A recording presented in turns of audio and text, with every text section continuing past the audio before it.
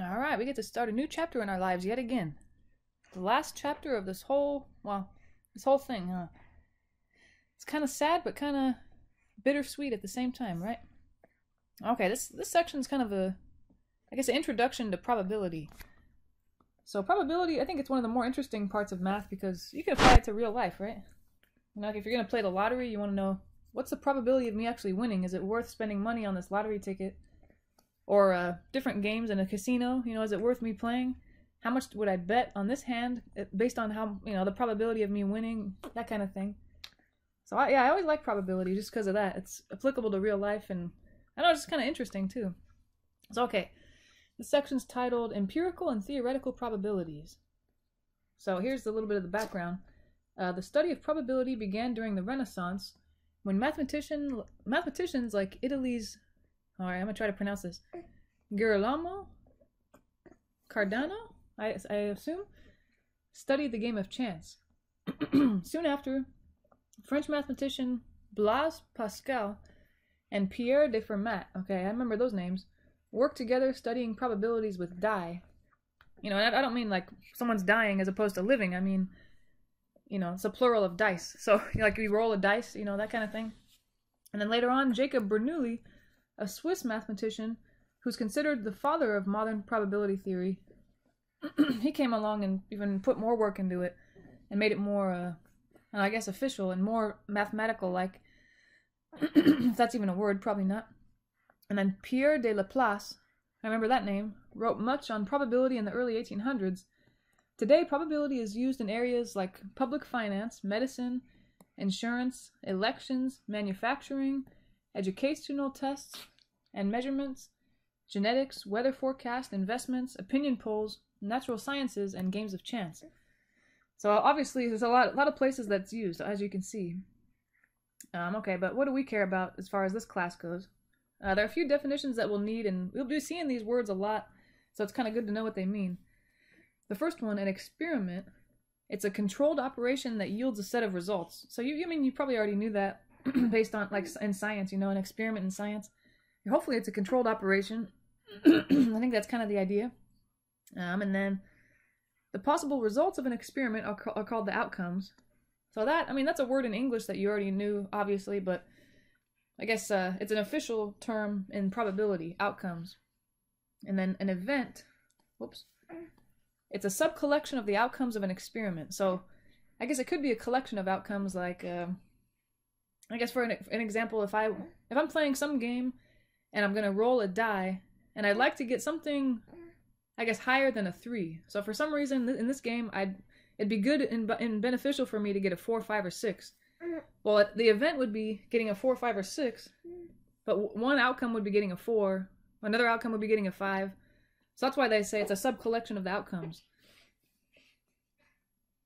Yeah. So an event could be a few outcomes in one. It's just kind of like, what would you want to happen in this scenario for, I don't know, for you to win the game or for you to make some money on finances or insurance, I don't know. Excuse me. And then we have two different kinds of probability. The first one, empirical probability. It's the relative frequency of occurrence of an event, and it's determined by actual outcomes of an experiment. So I guess, like, rolling a die, excuse me, there are 6 sides of a die, right? So the probability of getting, let's say, a 6 is 1 out of 6, because getting a 6, that's only one outcome out of the total possible 6. That's not empirical probability. Empirical probability is more like if you do an actual experiment, like a science experiment, a bunch of times, you know, let's say, I guess you have a cure for some disease, or you think you have a cure, and you test the drug on 10 people, and it only cured 5 of them. Well, then I guess the probability of it curing someone is 5 out of 10. That kind of thing. So empirical probability is you've actually seen this happen, and yeah, you've actually tested it a bunch of times to see whether it works or not. Okay, and then you can calculate it kind of like we said here. The probability, and this is a good thing to point out. This is some notation that we'll be using.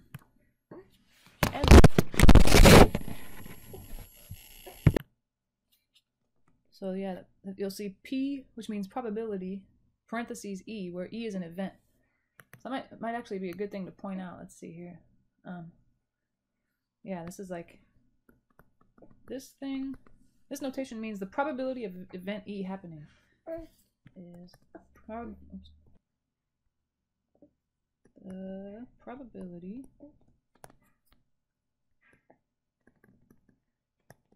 of event E happening. And supposedly, I guess in each example or homework problem you do, you'll know what event E is. They'll tell you event E is, I don't know, like we said, rolling a die and getting a 4, 5, or 6. So let's say, what's the probability of that happening? Well, I guess that's not empirical, but I guess maybe the probability of a drug curing someone, you know? Well, you calculate it by, it's always a fraction, probabilities. We'll see that coming in coming parts of this section. It's the number of times that event E has occurred. So I guess if you're wanting your drug to cure people, then how many times has it actually cured someone over, the denominator is the total number of times the experiment's been performed. So how many people total have you tried to give the drug to? So it's always a fraction, yeah, where it's like the numerator is what you want to happen. How many times has your event actually occurred versus the total number of times you've actually performed the experiment or given the drug to someone or whatever it happens to be.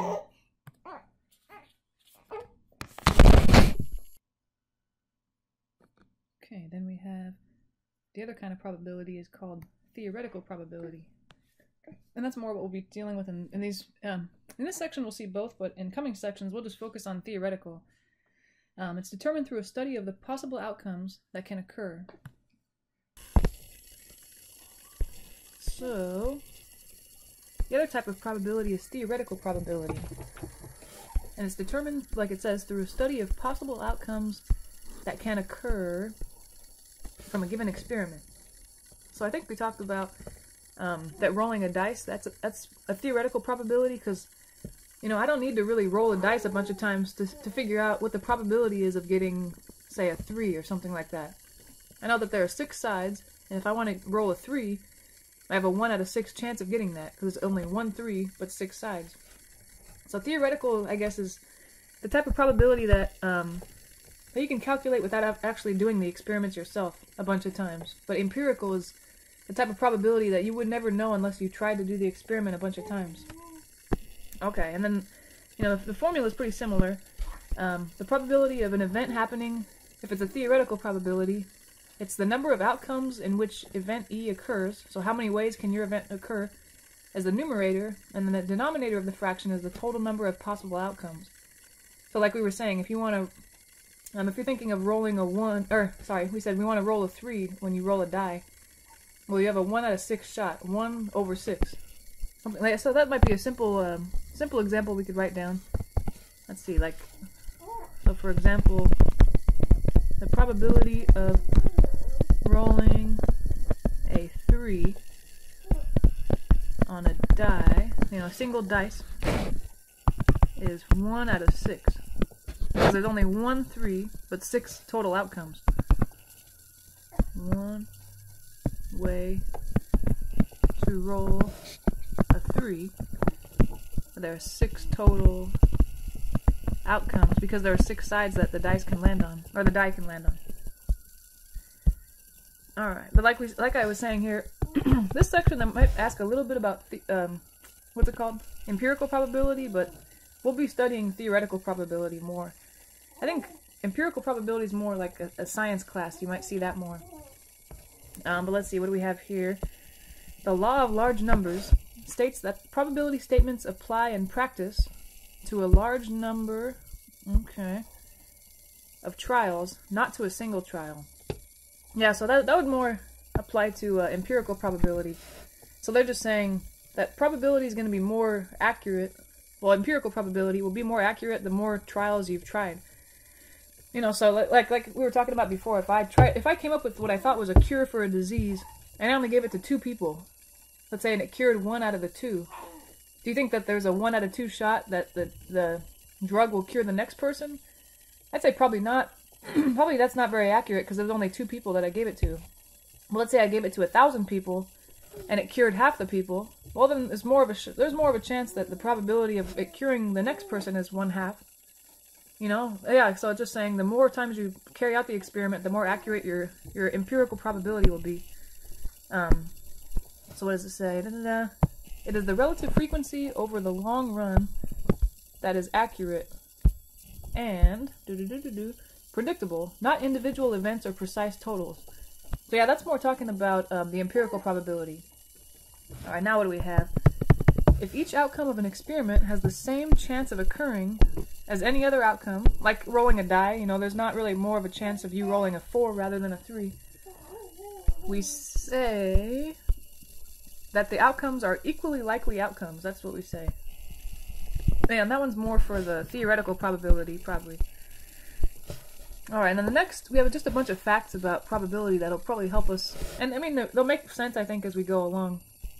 Let's see, first thing, excuse me, the probability of an impossible event is 0. If you think about it, because what is the probability of something? It's, the numerator is how many ways that event can occur. How many ways the event we want can occur over the total number of outcomes. So the numerator, if it's an impossible event, how many ways can a possible event occur? 0 ways. Over, and then it doesn't really matter the total number of outcomes, it could be anything. But if you remember, a fraction with 0 in the numerator gives you 0 as an answer. So that's why probability is 0 for an impossible event. And then what else? The probability of an event that will definitely occur is 1. So that's because if you think about the kind of the formula thing for probability, how many ways can your event occur? Well, if it's definitely going to occur, then the numerator is, well, I don't know, let's say x. X is the total number of outcomes. Yeah, because if an event's definitely going to occur, then in every possible outcome it's going to occur. So let's say there are x outcomes. Yeah, well, if it's definitely going to occur, there are x ways for our outcome to take place, because it's definitely occurring. Out of the total number of outcomes would be the same thing. And of course, if you have the fraction where the numerator and the denominator are the same, you're going to get a 1. And then kind of on the heels of that, the next fact we have here is every probability is a number between 0 and 1. So a simpler way to write that would be 0 less than or equal to the probability of some event less than or equal to 1. Because it doesn't matter what event E is, the probability of it occurring is, well, at least 0, because that would mean it's impossible, but at most 1, because that would mean that it's definitely going to occur. Most events fall somewhere in the middle of those guys. Yeah. So yeah, and that kind of makes sense for fractions. Especially with this fraction. How many ways can an event occur over the total number of outcomes? The numerator can't be larger than the denominator, so there's no way that fraction is going to be bigger than 1. And there's no way it's going to be negative, right? Because those are both positive numbers. So you're definitely stuck between 0 and 1 somewhere. And then what other fact do we have? The sum of the probabilities of all possible outcomes of an experiment is 1. So I guess, I don't know, what would be an example of that?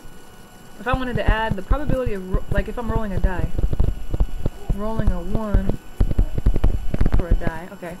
Plus, okay, I'm just taking all the possible outcomes. Probability of rolling a 2 plus, you know, you can kind of imagine rolling a 3, probability of rolling a 4, probability of rolling a 5, of rolling a 6. I mean, those are all the possible outcomes.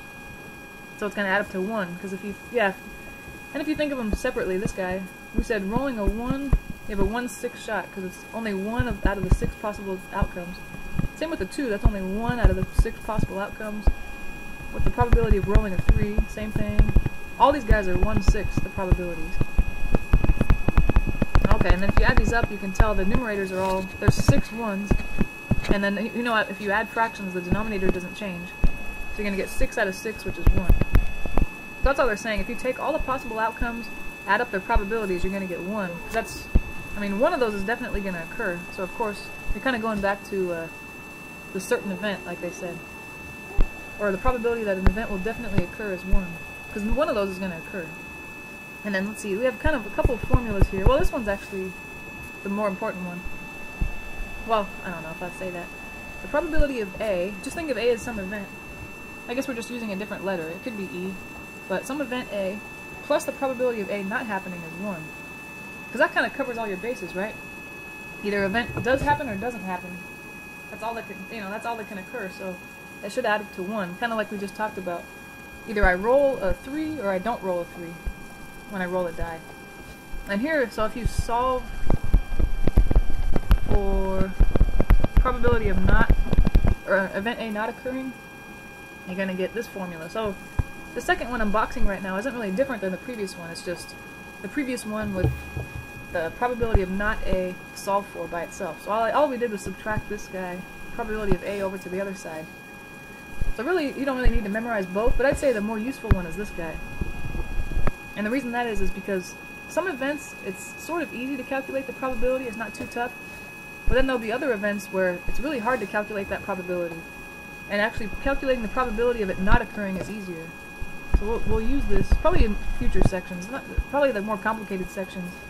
Useful when the probability of the event occurring is, you know, difficult or tough to calculate. So we calculate the probability of it not happening instead. Yeah. Or you know what, actually, instead of solving for probability of not A, I would say we could have solved for probability of A. And this guy is even more useful. If you want to know the probability of A, just calculate the probability of A not happening and subtract it from 1. I'd say, yeah, this one's definitely the most useful. So that, if I was going to write one of those on my note card, that'd be the one I would write for sure. Okay. So that's kind of a lot, but I guess in every section where it's a, if it's an intro, we kind of have a lot of definitions and a lot of formulas and things like that. So that's a lot to take in, but I think the more examples we do and the more sections we cover, the easier it'll get. So let's see, example 1, an experimental drug. So we were kind of talking about this. This is definitely the empirical probability, not theoretical probability. Okay. It claims to cure a certain disease. In clinical trials, it cures 32 of 58 patients with the, wait for it, disease. What is the empirical probability that the drug will cure the next patient with the disease? Okay. Let's see, the probability of the event they're talking about. It's, okay, what'd they say? The number of, I should probably, I'm going to paraphrase it, but I should probably get it exactly right. Number of times the event E has occurred over the total number of times the experiment has been performed. Number of times the event E has occurred over total number of times the experiment was performed. Alright, well they said, they want to know, well, event E is the next patient being cured. The event, not that you have to write that out, but just because this is our first example. The next patient is cured. Okay, so how many times has that event already occurred? Well, it said 32 were cured out of 58. So it looks like 58 is the total number of times this experiment was performed. So your probability would be 32 over 58, and of course, you know, it's a fraction. So just because we're talking about probability doesn't mean we shouldn't reduce fractions. So looking at this guy, I think they're both divisible by 4, so I think I can reduce it by 4. Or you could do 2 and then reduce it again by 2. What would that be? 8 over... no, actually, does 4 go in there? Yeah. No, it doesn't, huh? Sorry. 2 goes into both. Sorry, I was thinking 4 goes into 58, but it doesn't. 2 goes into 32, 16 times. And it goes into 58 29 times. And that doesn't reduce any further, so that's it. What else? And then they want to know, what is the empirical probability that the drug will not cure the next patient? Okay. Well, I guess we're looking for a probability of not E occurring, right? So we can use the formula above. The probability of not E, this is kind of like part B, I guess, is 1 minus the probability of E. And take that, or, you know, use that fact, because we just calculated that earlier. Oh, we just did that. 1 minus 16 over 29. So I have to get a common denominator. I'm going to put 1 over 1 and multiply it by 29 over 29. Because of course, you know, it's been a while since you saw fractions probably, but just as a reminder, you can't subtract or add fractions that don't have the same denominator. So I have to get a common denominator. And yes, we do like fractions in probability. I wouldn't convert these to decimals. Okay, and if I subtract these, I'm left with 13 over 29. Okay, so this is, we found in kind of like part A, the probability that the drug will cure the next patient. In part B, this is the probability that the drug will not cure the next patient. And notice that if you add these guys together, you do get 1. Because either it occurs or it doesn't occur. 16 plus 13 is 29, so you get 29 over 29. Let's see, what do we have next? In a given day, a veterinarian treats 45 dogs I'm gonna be looking all over the place for these, so I'm gonna write this down. 45 dogs, and then 40 cats, I think it said. Okay. And 15 birds, 5 rabbits. Okay, 15 birds. 15, what was it? Birds and 5 rabbits. Alright, is that it, or were there more? I already forgot. Yep, that's it. Okay, they want us to determine, bless you, determine the empirical probability that the next animal she treats is A, a dog, B, a cat, C, a rabbit.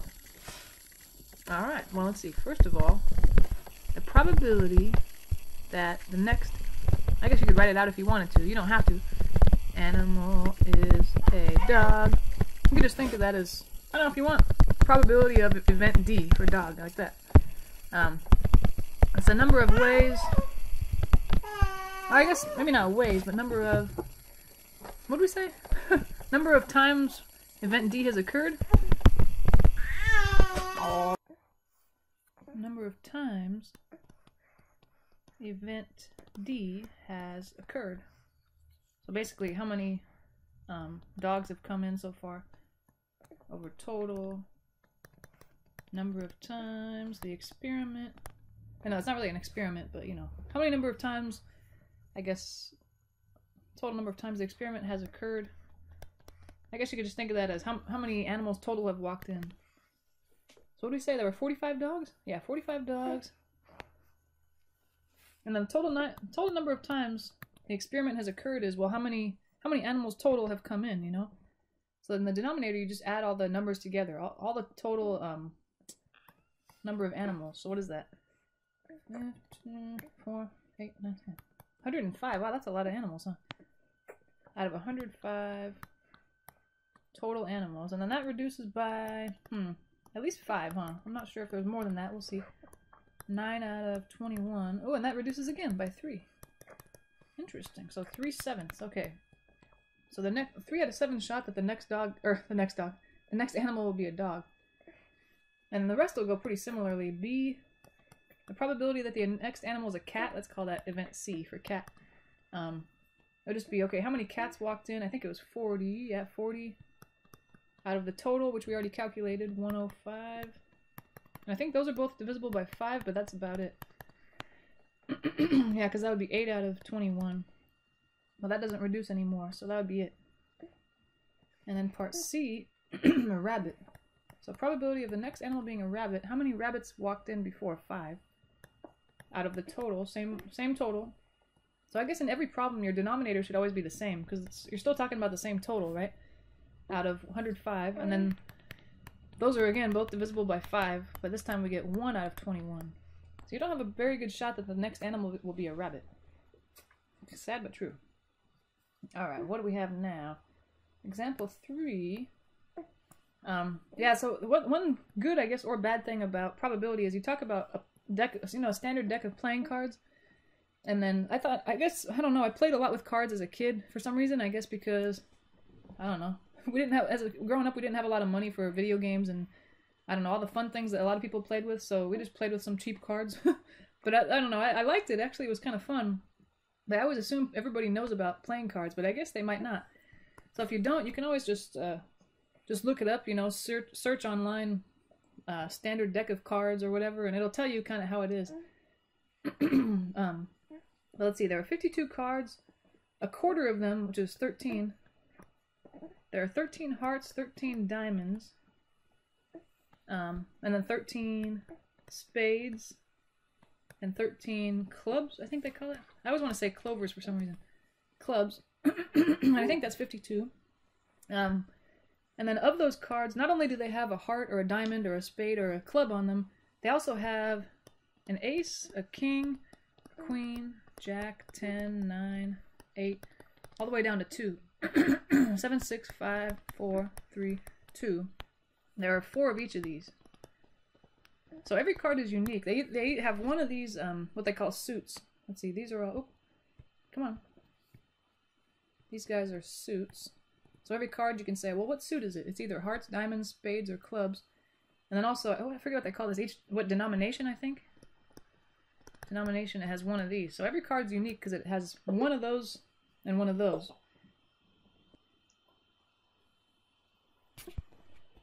Okay, so that's kind of the idea. Yeah, I think if you understand that, you should be good with cards. So let's see. Determine the probability that one randomly selected card from a standard deck of 52 cards is... Oh yeah, sorry, I forgot about red and black. Well,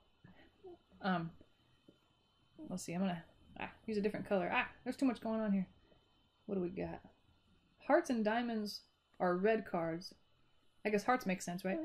And then spades and clubs are black cards. So half of the cards are going to be red, half the cards are going to be black. It just depends what suit it is.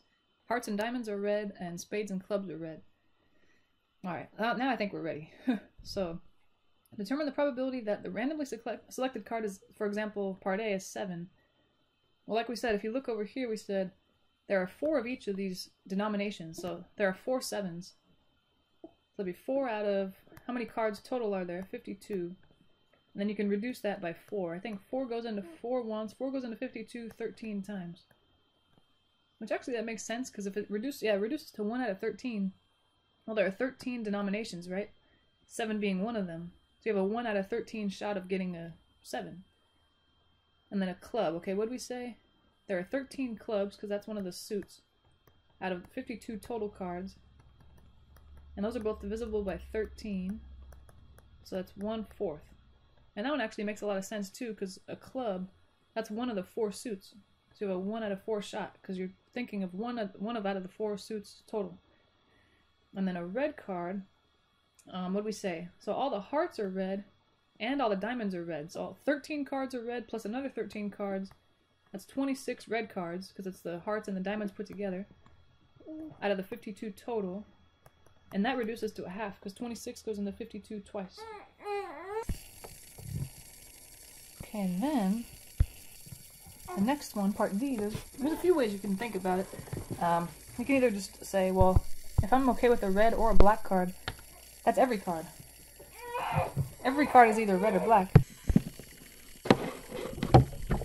So it's a sure thing. The probability will be 1.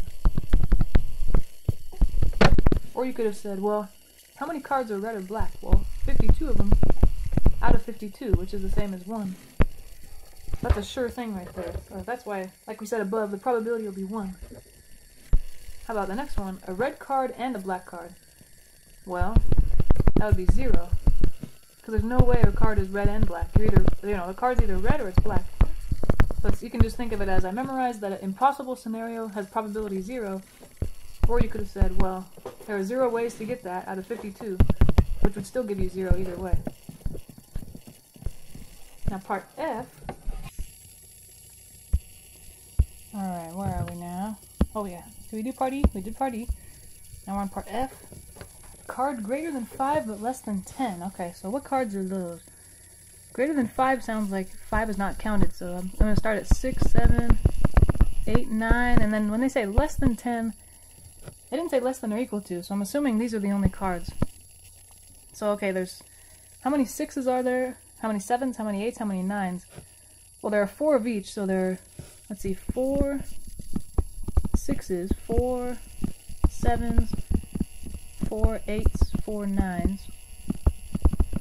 That makes a total of 4 plus 4 plus 4 plus 4, 16. So there's 16 cards that we're thinking about. So the probability we're thinking about is 16 out of 52 cards. And let's see, I think they're both divisible by 4, and that's about it. Okay. Because I want to reduce this guy. It seems like when you're talking about playing cards and probabilities, whatever you're looking for, the probability, it seems like the fraction always reduces. Kind of interesting. And then a jack of clubs. Okay, so that's, again, if you're not familiar with cards, that's going to be tough, but remember we said there are only 4 suits, so they're being specific about the suits, clubs, and the denomination is a jack, so yeah, and there's only one unique card like that. It'll be 1 out of 52. And that's, again, because every card has a suit, and this one's specific to clubs, and then every card has a denomination. But they're all unique. If you've specified the denomination and the suit, then that's a unique card. Now let's see, last one, a 3 or a 4? Let's see, there are 4 3s plus 4 4s. So there are 8 cards that we're talking about there. Because, yeah, again, there are 4 3s and 4 4s. 8 out of 52. I can reduce that by 4 like we did on the last one. To get 2 out of 13. Alright. I think we're doing good. Alright. Good stuff. The next one's more up my alley, talking about food. I like that. I kind of care more, you know, when food's involved somehow. Even if it's not real food, at least we're talking about something I care about. Ooh, especially ice cream. Okay. A cooler at a picnic contains 100 Klondike ice cream bars. Yeah, it does. Okay, calm down. There are 40 vanilla bars. Okay, yeah, there are 20 mint chocolate chip bars. Oh, yeah. 30 crunch bars. Heck yeah, there are. And 10 Rocky Road. Yeah, okay. If one bar is selected randomly from the cooler, determine the probability that it is what? Okay, mint chocolate chip bar. Okay, well, the probability it's going to be that kind. I guess I'll call it M for mint chocolate chip. It's how many ways can I get a mint chocolate chip bar? How many of those were there? 20. Out of, okay, they said there were a total of 100 bars in there total. So 20 out of 100, that'll reduce to 1 out of 5. Alright, so you got a 1 out of 5 shot of getting a mint chocolate chip bar.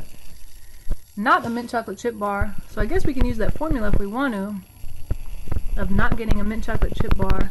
It was 1 minus the probability of getting a mint chocolate chip bar. So it's 1 minus, in the last part we found out the probability was 1/5. So 1 minus 1/5, if you want to get a common denominator, you probably already noticed this by now, but 1, if you want to make that a fraction, it could be anything over itself, like 5 over 5, 6 over 6, that kind of thing. So I want a denominator of 5 on this one, and if I subtract, I get 4/5. Now what's the probability of the ice cream that you grab being vanilla, mint chocolate chip, or crunch? So I guess that just, what's left over?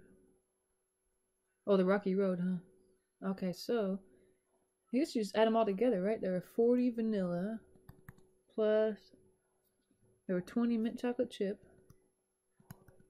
plus, what was the crunch? 30 crunch?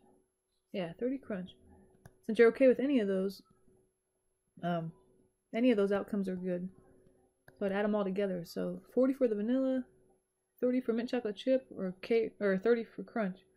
How many is that? 90 out of 100, and that reduces to 9/10. So you have a 9 out of 10 shot of getting one of those three. Which actually makes sense, because what's the opposite of getting vanilla, mint chocolate chip, or crunch? The only thing left over is Rocky Road.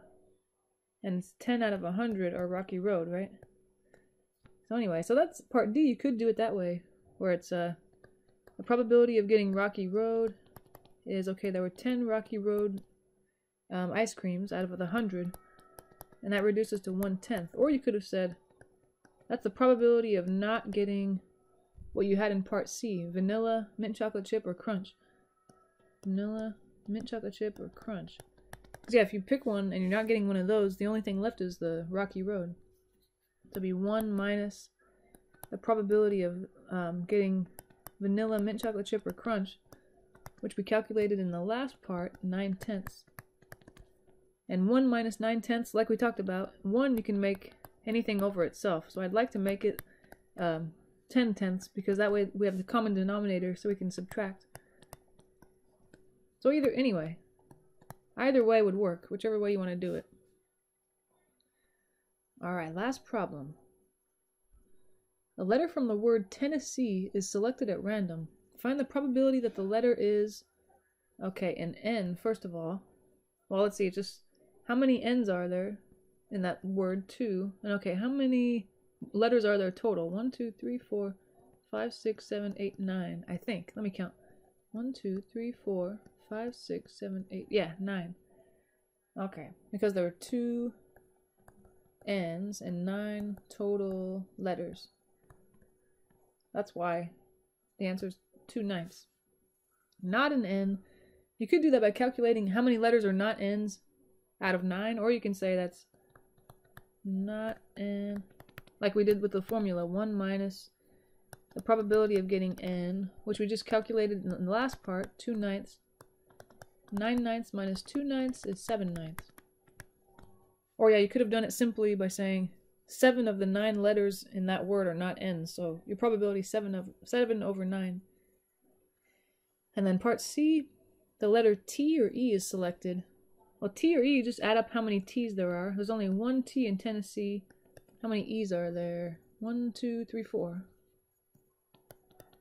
And that's out of 9 total letters.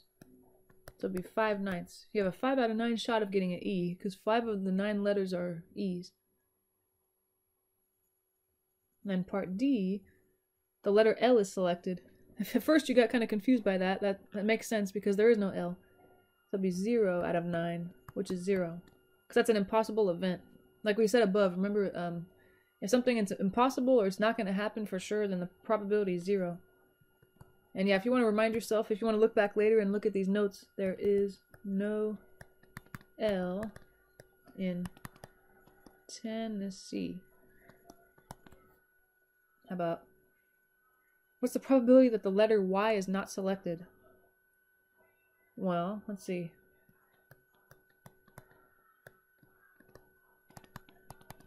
So I guess it's like, if I select a random letter in Tennessee, how many of those will be favorable outcomes? So if I don't want a Y, actually all 9 of them are favorable, right? And if you want, you could have just said, with using that fact at the top of the notes, that a sure event, or an event that's definitely going to happen, has a probability of 1. Because you're definitely not going to get a Y. Definitely not getting a Y, because Tennessee doesn't have a Y. So it's, yeah, you can just use that fact that that's an event that's definitely going to happen, whereas in the last part it was an event that's definitely not going to happen.